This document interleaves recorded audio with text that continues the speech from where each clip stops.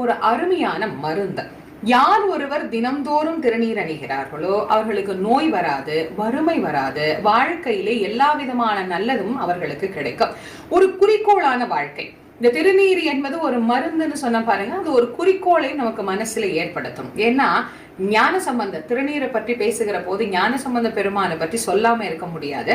ஞான சம்பந்த பெருமான் சாதாரணமாக மடப்பள்ளியிலே இருந்து சாம்பலை கொண்டு வர சொல்லி அந்த சாம்பலை திருநீராக மாற்றி கூன்பாண்டிய மன்னனை நின்ற சீர் நெடுமாறனாக மாற்றிய அவர் வெப்பு நோயும் போக்கிய அதிசயத்தை அவருடைய வரலாற்றிலிருந்து நாம தெரிஞ்சுக்கிறோம்.